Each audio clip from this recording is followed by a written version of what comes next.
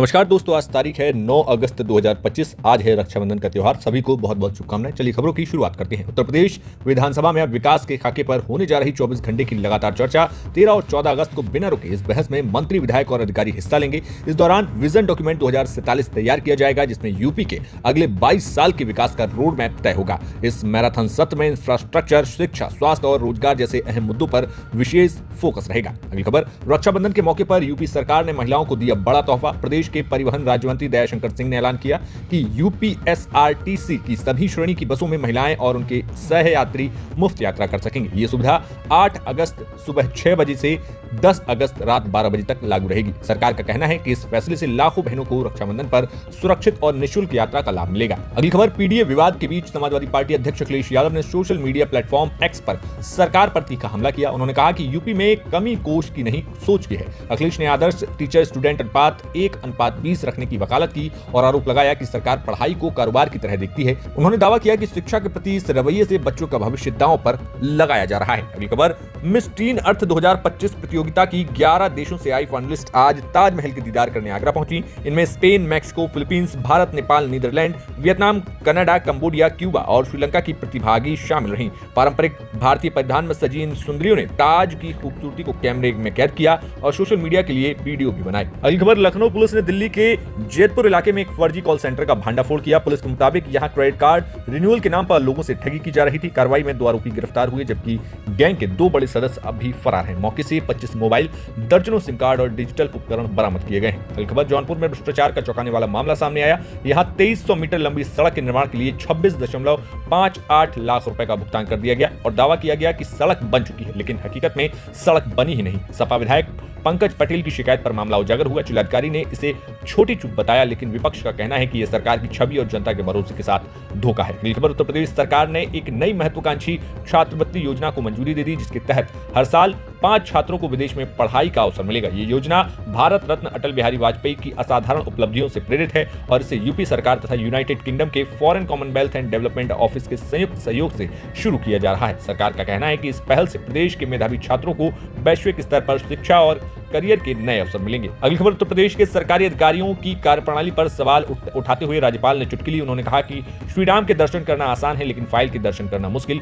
उनका ये बयान इस ओर इशारा करता है कि अधिकारी अक्सर फाइलें रोके रखते हैं और बार बार कमियां निकालते हैं। राज्यपाल ने साफ किया कि इस प्रवृत्ति से न सिर्फ जनता बल्कि मंत्री भी परेशान हैं और इसे बदलना होगा। अगली खबर, उत्तर प्रदेश के बिजनौर जिले के धामपुर क्षेत्र में बाढ़ के बाद एक अनोखा नजारा देखने को मिला। सड़कों पर मछलियां बहकर आ गई और कई स्थानीय लोगों ने बाल्टी व टोकरी लेकर मछली पकड़ना शुरू कर दिया। कई लोग इन मछलियों को पास के बाजार में 100 रुपए किलो बेच रहे हैं। बाढ़ से हुए नुकसान के बीच ग्रामीणों ने इस आपदा को रोजगार में बदलने का तरीका निकाल लिया। अगली खबर, गाजीपुर जिले में गंगा नदी खतरे के निशान से ऊपर बह रही है। 5 तहसीलों के 150 से ज्यादा गांव बाढ़ के पानी में डूब चुके हैं। स्थानीय लोगों को रोजमर्रा की जरूरतों के लिए भारी परेशानी का सामना करना पड़ रहा है। करीब 102 स्कूल जलमग्न हो गए, जिसके चलते शिक्षा विभाग ने 8 अगस्त तक छुट्टियों का ऐलान कर दिया। अब पानी नहीं घटा तो छुट्टियां आगे बढ़ाई जा सकती हैं। अगली खबर, बांके बिहारी कॉरिडोर विवाद पर आज सुप्रीम कोर्ट में सुनवाई हुई।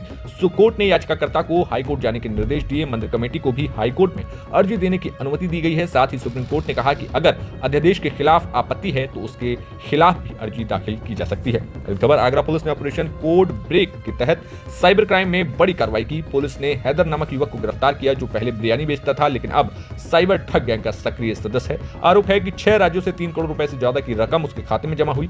गैंग में पैसा के बंटवारे को लेकर विवाद हुआ, जिसके बाद हैदर और अब्दुल कादिर गिरफ्तार कर लिए गए, जबकि हनी मनी और अमन फरार हैं। पुलिस ने 1 लैपटॉप और 3 मोबाइल फोन बरामद की है। अगली खबर, मुरादाबाद में रामगंगा नदी का पानी अब लोगों के लिए आफत बन गया है। तेज बहाव में चारा काट रही एक वृद्ध महिला बह गई, जिसे बचाने की कोशिश नाकाम रही। कई गांव के कई घर और खेत पानी में डूब चुके हैं, जिससे लोगों का जीना मुहाल हो गया। प्रशासन की ओर से बचाव और राहत कार्य जारी है। अगली खबर, बाराबंकी में एक दर्दनाक हादसा हुआ, जहां चलती रोडवेज बस पर अचानक पेड़ गिर गया। इस हादसे में 5 लोगों की मौके पर मौत हो गई और कई अन्य घायल हो गए। घटना की सूचना मिलते ही प्रशासन और राहत टीम मौके पर पहुंची। मुख्यमंत्री योगी आदित्यनाथ ने मृतकों के परिजनों को 5-5 लाख रुपए की आर्थिक सहायता दी। देने की घोषणा की है। अगली खबर, नोएडा में पुलिस और बदमाशों के बीच मुठभेड़ हुई। इस दौरान एक बदमाश के पैर में गोली लगी, जिसे गिरफ्तार कर लिया गया। पुलिस ने आरोपियों के पास से एक अवैध तमंचा और कारतूस बरामद किए। बताया जा रहा है कि बदमाश हाल ही में हुई कई लूट वारदातों में शामिल था। फिलहाल उससे पूछताछ जारी है। अगली खबर, अलीगढ़ में नेशनल हाईवे पर एक चलते ट्रक में अचानक आग लग गई। चालक ने तुरंत गाड़ी रोककर अपनी जान बचाई, लेकिन आग ने देखते ही देखते पूरे ट्रक को अपनी चपेट में ले लिया। सूचना पाकर फायर ब्रिगेड की टीम मौके पर पहुंची और आग पर काबू पाया। गनीमत रही कि इस हादसे में कोई जनहानि नहीं हुई। अगली खबर, रूपड़िया से हरिद्वार जा रही यात्रियों से भरी रोडवेज बस अनियंत्रित होकर पलट गई। बस में 44 यात्री शामिल थे, जिनमें 4 को गंभीर चोटें आई। हादसे की वजह ड्राइवर का नियंत्रण खोना बताया जा रहा है। पुलिस ने मौके पर पहुंचकर घायलों को नजदीकी अस्पताल पहुंचाया, जबकि बाकी यात्रियों को दूसरी बस से रवाना किया गया है। अगली खबर, जौनपुर में देर रात हुई बारिश ने जिला प्रशासन के दावों की पोल खोल दी। थोड़ी सी बरसात ने ही शहर के कई इलाकों को जलमग्न कर दिया। सड़कों पर पानी भर जाने से लोगों का आवागमन मुश्किल हो गया। स्थानीय लोग जल निकासी की उचित व्यवस्था न होने को लेकर प्रशासन पर नाराजगी जता रहे हैं। अगली खबर, लखीमपुर खीरी में लापरवाही का हैरान करने वाला मामला सामने आया, जहां बीच सड़क पर जेसीबी मशीन से खतरनाक स्टंट किया गया। इस स्टंटबाजी का वीडियो सोशल मीडिया पर तेजी से वायरल रहा। वीडियो में साफ दिख रहा है कि चालक जेसीबी को हवा में उठाकर करतब दिखा रहा है, जिससे आसपास चल रहे लोगों को और वाहनों को जान पर खतरा बना हुआ है। फिलहाल पुलिस ने वीडियो के आधार पर मामले की जांच शुरू कर दी और जिम्मेदार के खिलाफ सख्त कार्रवाई की तैयारी की है।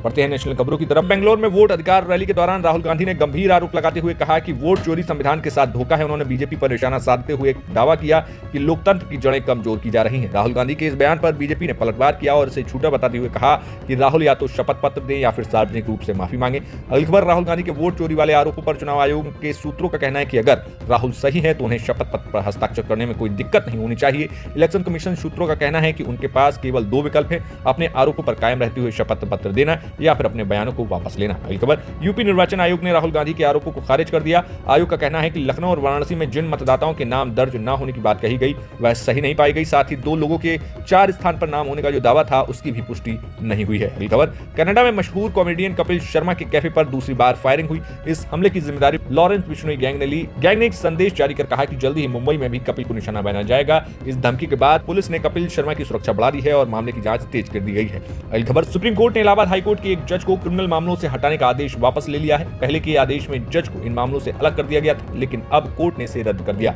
ये फैसला ऐसे समय आया जब हाल ही में इलाहाबाद हाईकोर्ट के 13 जजों ने इस आदेश के खिलाफ एक विरोध पत्र भेजा था। अगली खबर, उत्तराखंड के धराली में आपदा के बाद रेस्क्यू ऑपरेशन युद्ध स्तर पर जारी है। अब तक 400 से ज्यादा लोगों को सुरक्षित निकाला जा चुका है। हालांकि सेना के नौजवान समेत करीब 60 लोगों की तलाशी अभी भी जारी है। राहत दल लगातार मलबा हटाने और फंसे लोगों को निकालने में जुटा हुआ है, जबकि खराब मौसम बचाव कार्य में चुनौती बन रहा है। अगली खबर, देश में एक बार फिर न्यायपालिका के भीतर टकराव की स्थिति बन गई। सुप्रीम कोर्ट ने इलाहाबाद हाईकोर्ट के जज जस्टिस प्रशांत कुमार को आपराधिक मामलों की सुनवाई से रोक दिया। इस फैसले से नाराज हाईकोर्ट के 13 जजों ने अपने मुख्य न्यायाधीश को पत्र लिखकर फुल कोर्ट मीटिंग बुलाने की मांग कर दी। मामला तेजी से तूल पकड़ रहा है। अगली खबर, दिल्ली के निजामुद्दीन इलाके में बॉलीवुड अभिनेत्री हुमा कुरैशी के चचेरे भाई को चाकू मार दिया गया, जिसके बाद जांच चलेगी। बताया गया कि स्कूटी पार्किंग को लेकर विवाद हुआ, जो बढ़ते बढ़ते खूनी संघर्ष में बदल गया। पुलिस ने तुरंत कार्रवाई करते हुए 2 आरोपियों को गिरफ्तार कर लिया। इलाके में सुरक्षा बढ़ा दी गई है। अगली खबर, एसआईआर और कथित वोट चोरी के मुद्दे पर संसद भवन परिसर में विपक्ष का जमकर विरोध प्रदर्शन हुआ। प्रियंका गांधी ने चुनाव आयोग से मांग की कि राहुल गांधी के लगाए गए आरोपों की निष्पक्ष जांच हो। वहीं सरकार ने इन आरोपों को पूरे तरीके से खारिज करते हुए विपक्ष को झूठ फैलाने वाला आरोप बता डाला। ये थी आज की मुख्य खबरें। कैसी लगी आपको ये खबरें हमें कमेंट बॉक्स में जरूर बताइए। देखते रहिए विजन यूपी न्यूज।